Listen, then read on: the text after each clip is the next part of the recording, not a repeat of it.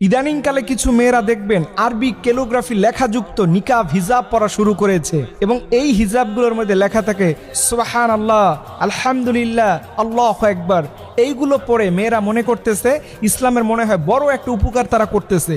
কিন্তু আমি বলবো বোন, আরবি ক্যালিগ্রাফি লেখাযুক্ত হিজাব নিকাব পরার কারণে আপনি কবিরা গুনাহ করতেছেন। এখন আপনারা বলবেন হুজুর এইটা কিভাবে সম্ভব, কেন আমি কবিরা গুনাহ করতেছি?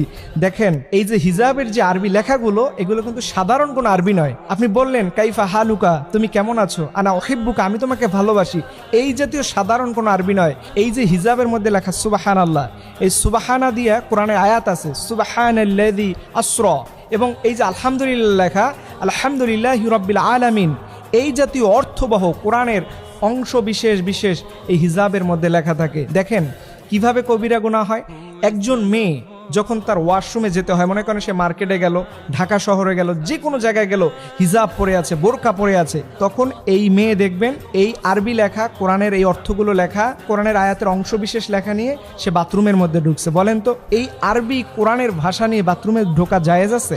এবং অনেক সময় নারীরা দেখবেন অপবিত্র থাকে, মেনস্ট্রুয়েশনাল পিরিয়ড হয়, নারীরা মাসে অসুস্থ থাকে, সেই সময় এই কোরআনের আয়াতে স্পর্শ করা টোটালি হারাম। এরপরে দেখবেন এই বোরকা মাঝে মধ্যে, হিজাব মাঝে মধ্যে ধুইতে হয়, ওয়াশ করতে হয়। এইগুলো যখন ওয়াশ করতে যায়, ধৌত করতে যায়, তখন দেখবেন এগুলো বাথরুমের ফ্লোরের মধ্যে ফেলে সাবান ব্যবহার করে ধুইতে থাকে। বলেন এই জাতীয় কাজগুলো করার পরেও এটা কি ইসলাম সমর্থন করতে পারে? আপনার বিবেক কি বলে? এর জন্য বোনদেরকে বলবো, বোন, আল্লাহর হাবিব সাল্লাল্লাহু আলাইহি সাল্লাম তিনি ইসলাম নামক শান্তির ব্যবস্থা নিয়ে এসেছেন। এখানে অতিরঞ্জিত কিছু করা যাবে না। সওয়াবের আশায় আপনি যেন গুনাহগার না হন, এটা অবশ্যই অবশ্যই আমার বোনদেরকে খুব ভালোভাবে মনে রাখতে হবে। এর জন্য আম্মা জান আয়েশা সিদ্দিকা আল্লাহর হাবিব সাল্লাল্লাহু আলাইহি সাল্লামকে জিজ্ঞেস করলেন, ইয়া রাসূলুল্লাহ, ইসলামের সর্বোত্তম কাজ কোনটি?